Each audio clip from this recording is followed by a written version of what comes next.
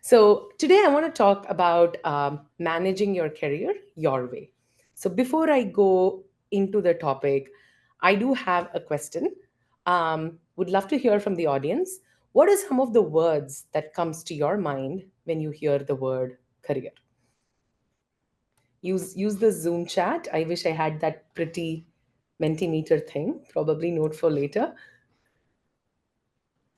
Fulfillment. Awesome. Great start, Namrata. Anyone else?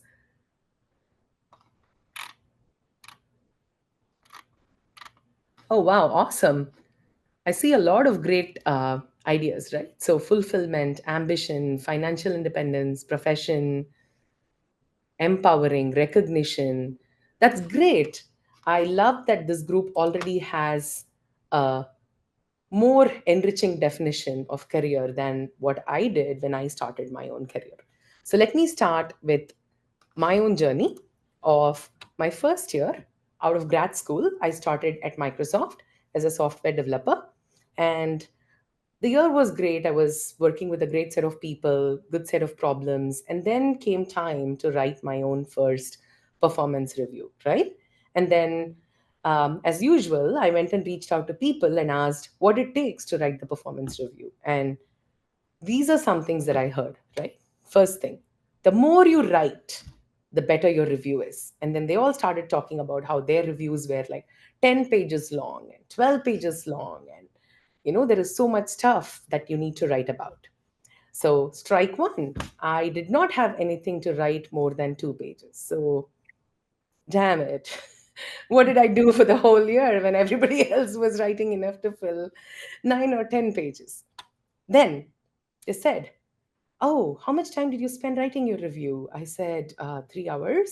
And then they said, "Oh my God, you didn't start like 1 week before." And I was up all night, 3 a.m., asking my friends to proofread this, and I did nothing.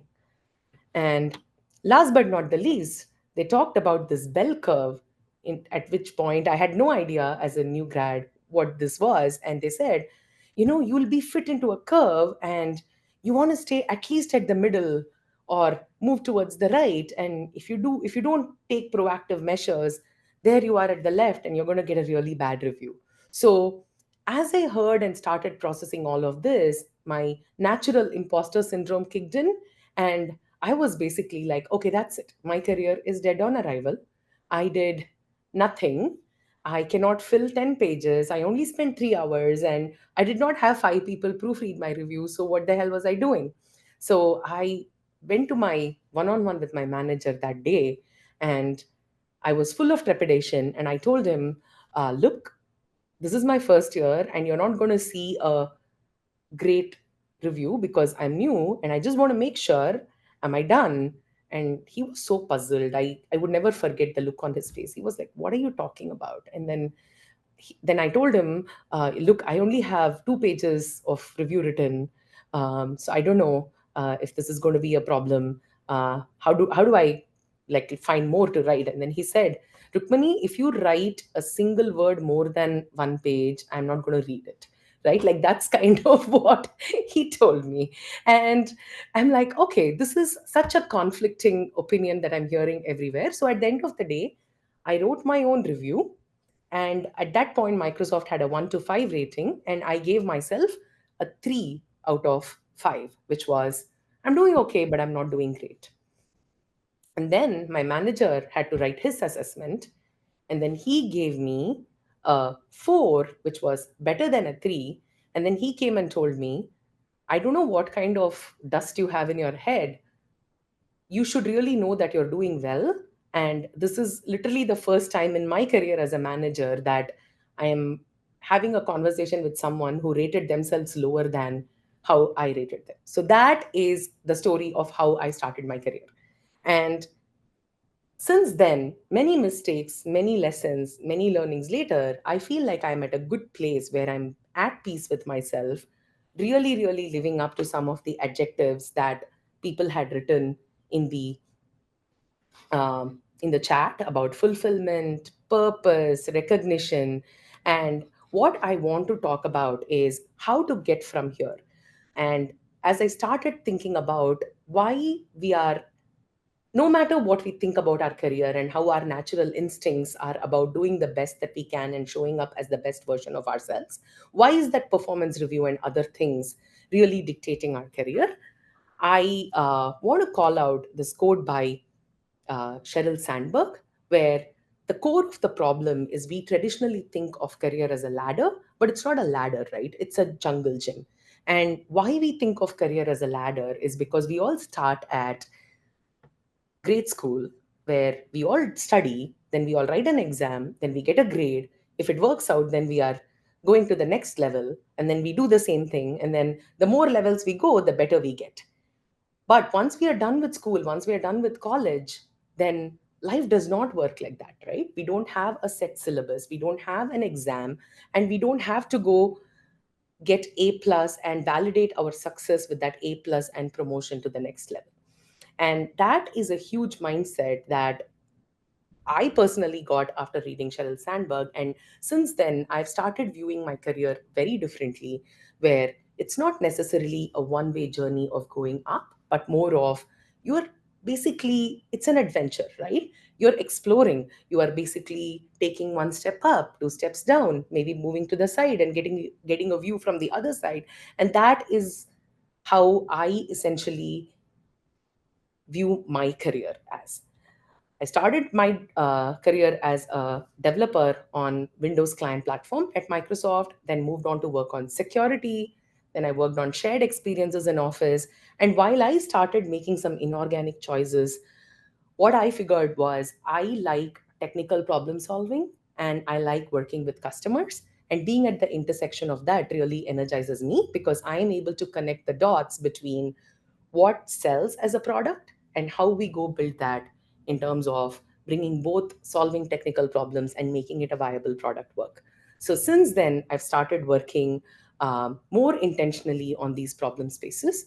So I work on the data team at Azure, where I got an opportunity to work with people like Harini, who are also in this call.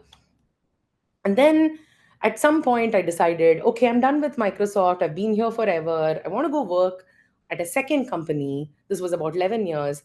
Then went to a startup, did not work so well at all, and then tried another startup that worked really well. And then once I did my tour of duty, then I decided to come back to big companies. So Microsoft was home, came back home, worked on data lakes, and then I moved to Meta, and then now I'm at Google. So a very common arc across my career has always been picking problems that are meaty technical challenges.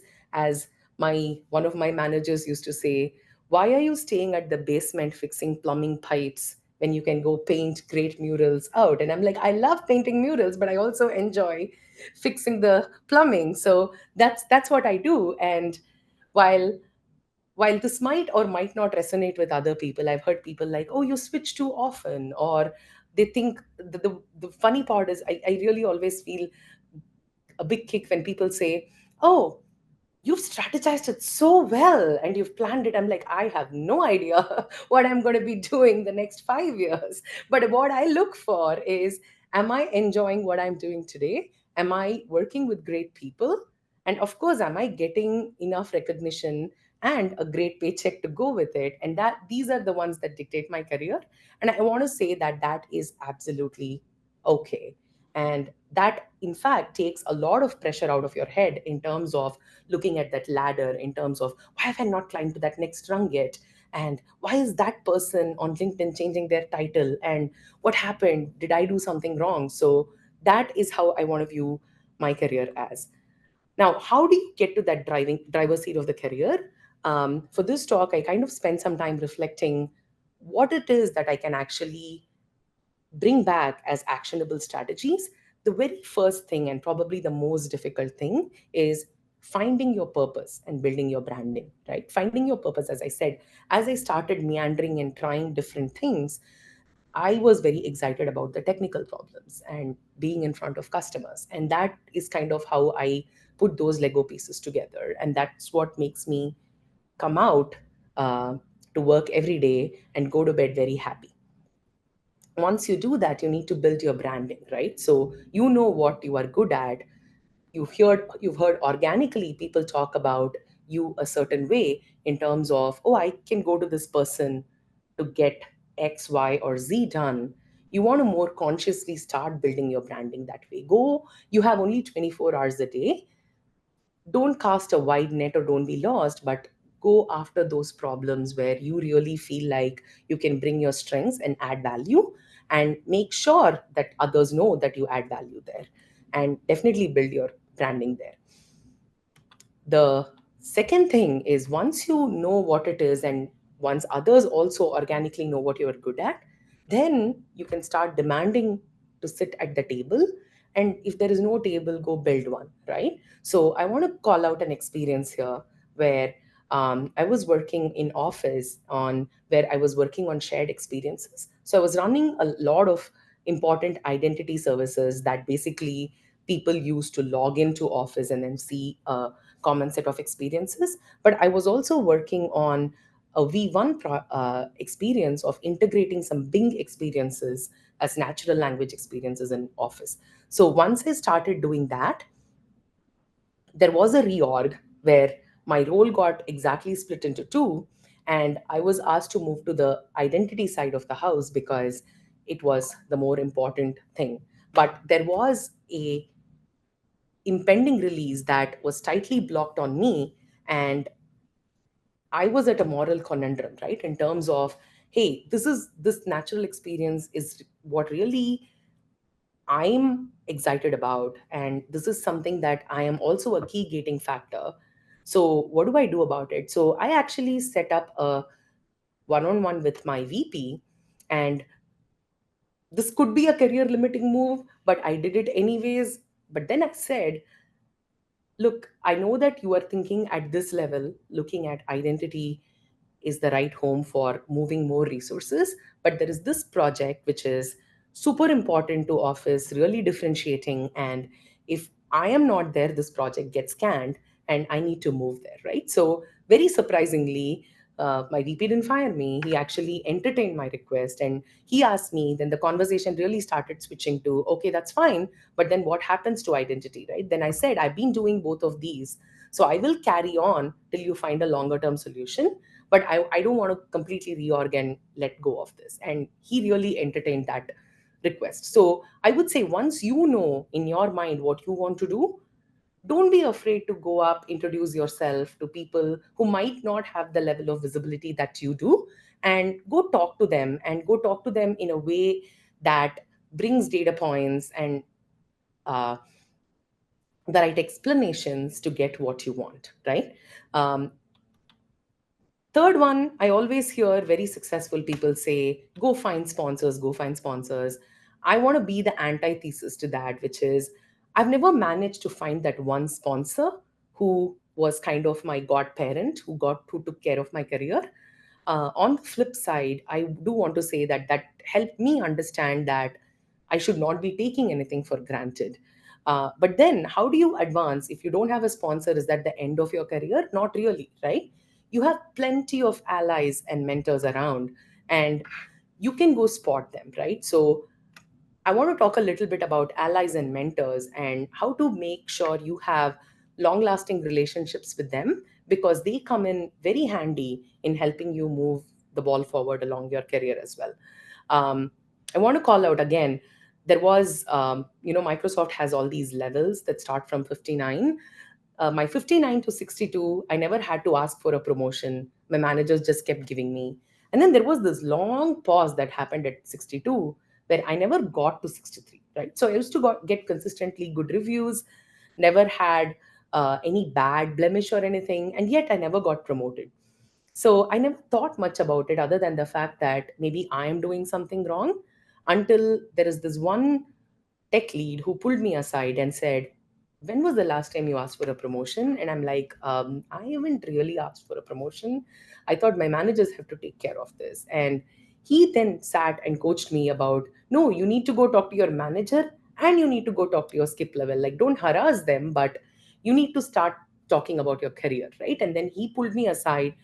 We used to have dry runs of how to talk about it, because I will admit I was no good. And those are the kind of allies you want to really start paying attention to and building long lasting relationships with, right? Similarly, mentors, if there is a leader in your org or a senior person to you who is saying something that really resonates with you, going and reaching out and building a relationship with them and asking them questions that are more insightful, they are always happy to share. Really leverage them. And again, once again, there are only 24 hours in a day.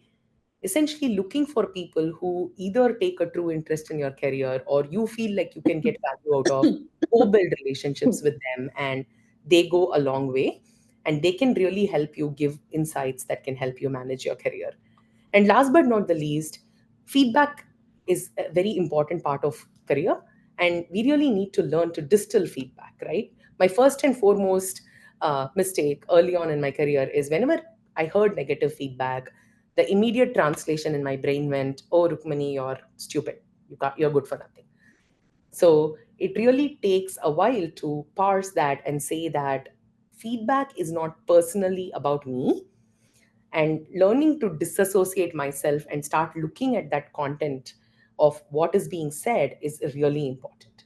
And then when I started looking at it, there are feedback that is very actionable, and it's an aha moment for you that you can go back to and actually make changes. And then there is feedback that's just people's opinions that you just acknowledge and move on, right? So there is a framework that Meta used to have that I want to share with this group called a coin method, where any feedback that follows the coin philosophy of context, observation, impact, and next steps, which is, what is the context? Here is what happened.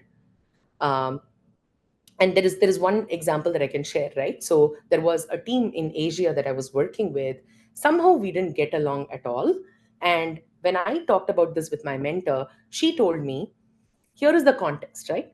You are not working with a Redmond team or a US based team. This is an Asia based team, and the culture is different there. So, understanding that context and then observation, she asked me, how much do you reach out to them proactively, not just to your peers, but also the individual developers who work there? And I said, I don't really do that. And then she's like, okay, that's my observation, which is, you are their spokesperson of sorts. Then you don't, culturally you don't just reach out to the leader, but you also reach out to the individual developers and go build a relationship. And then the impact, she said, if you don't do that, the level of trust is not as high. So they will work with you, but they don't trust you and consider you as their effective spokesperson. So go build that trust. And then there was a very concrete next step, in fact, where I was able to go start attending their group meetings, start understanding more of the ground level of detail. And then when I started building that trust, there was a very concrete next step I could take, and it really resulted in building trust. So in your life, you'll hear feedback all the time. Really learn to parse what is actionable and what is an opinion, and move forward. So I want to kind of quickly recap, right? In terms of getting to the driver's seat, find your purpose. It all starts with you. What is it that you want to do? What is it that floats your boat? Then use that to go find the right opportunities or make the right opportunities. Build a community of allies and mentors, and women's group like Limitless leaders, not just women's groups like these of like-minded people. Great, right? And then finally, proactively seek feedback, get feedback, and make sure that you are actioning on the right feedback as well. You've got this, and I'm sure that all the adjectives that you talked about in your chat in terms of fulfillment, purpose, really, really apply that to your next move or your next one on one, and your career is going to be awesome. Thank you so much again for the opportunity.